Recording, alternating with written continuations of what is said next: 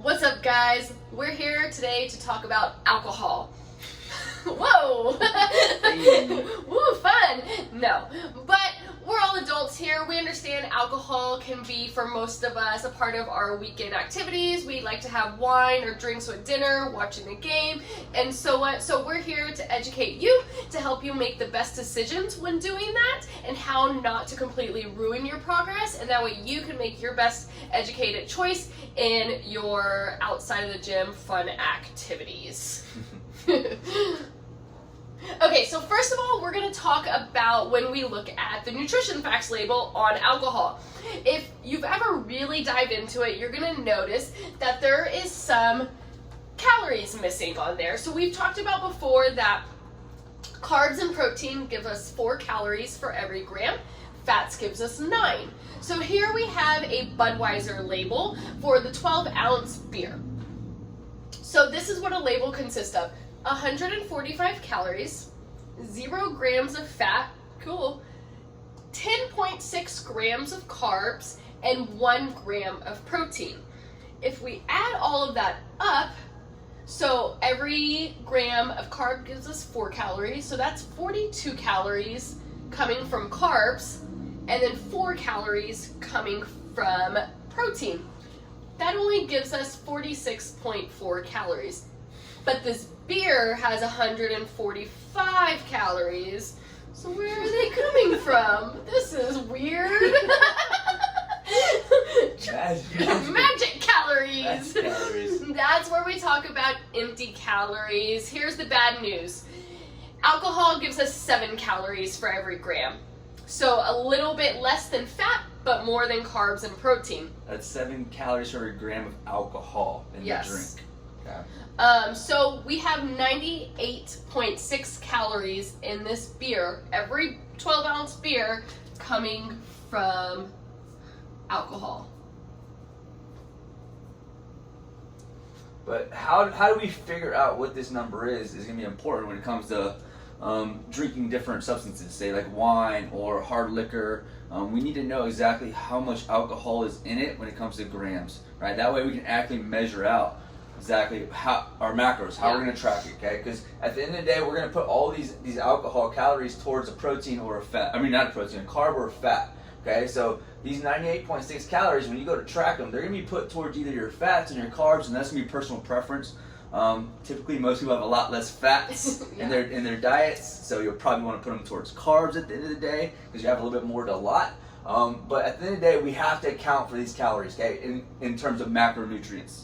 Okay, because it is a calorie. They do still count. It is energy, yeah. It does either add weight to you or take away weight at the end of the day. Okay, so how we figure this number out, okay, there's a few things we're going to need to understand, right? So 1 U.S. fluid ounce is going to be 29.5735 milliliters, okay? That's an important number, all right? And then another thing that's important is 1 milliliter water equals 1 gram of weight. Okay, and then the ethanol density or alcohol density, that's 0.789, okay? So the standard U.S. drink is 14 grams of alcohol, okay? So that's just the standard across the table, right? So what we're gonna do is we're gonna do the math on this 12-ounce beer. So on a Budweiser, it's 5% alcohol.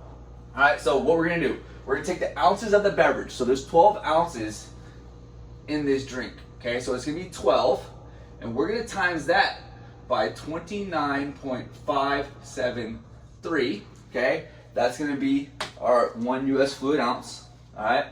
And then what we're gonna do after here is we're gonna times that by the alcohol percent. Okay, you wanna pull up your calculator real quick? Yep. So we have. So that's 0.05. Mm-hmm.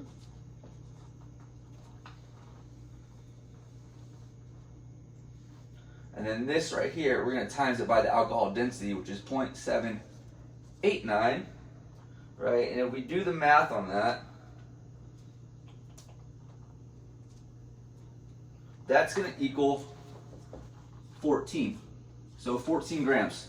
That's how much alcohol is in this 12-ounce 5% Budweiser, okay? So you take that 14 and you times it by the 7 calories, right, that are per gram. 7 calories per gram. So that would equal 98. So we now have our 98 calories allotted. Okay, so that's how we figured that number.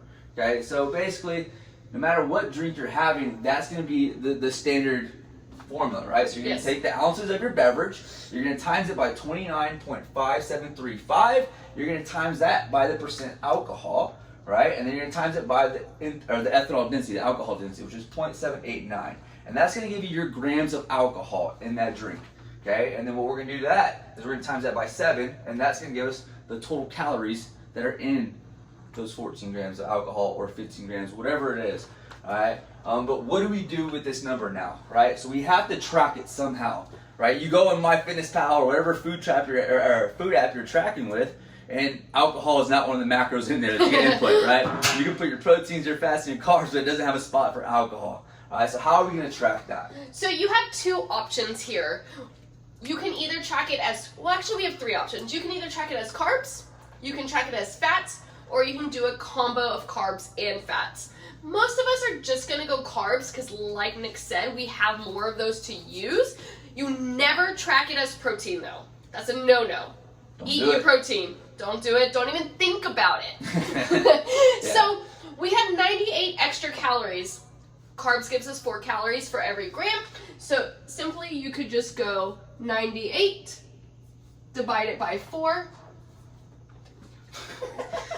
I don't have a calculator. Can't you do it in your head, bro? Divide it by 4. That gives us 24.5 grams. So I would just add that to that, and so that beer is going to give me actually 35.1 grams of carbs instead of just that right there.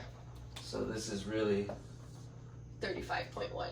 35.1 grams is in that Budweiser. That's going to be the main option we go to. If you wanted to track it as fats instead, I would just divide this 98 by 9 instead.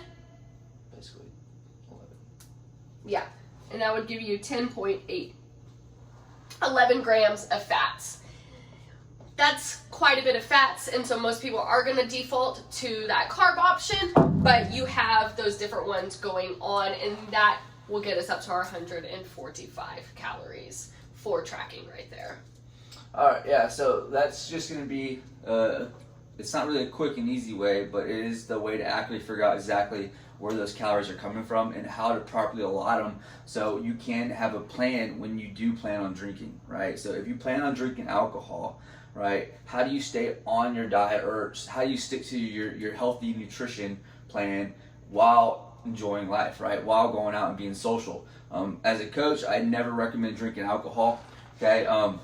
First and foremost, there's a lot more besides just the calories, right? When it comes to working out, I just made a post the other day in our challenge group about how alcohol affects muscle synthesization, right? So there's a whole bunch of studies out there. I definitely recommend you look some up. I'll post a video, or not a video, but I'll post a picture of some studies that I recently went over. But basically, it came down to alcohol. It affected muscle synthesization by 34%, right? If you were to consume alcohol after working out, it would affect it by 34%. That's a huge percent, and that's not a percent that I'm willing to risk, right? I know we work hard in the gym, lifting weights and stuff, trying to get stronger, work towards our goals.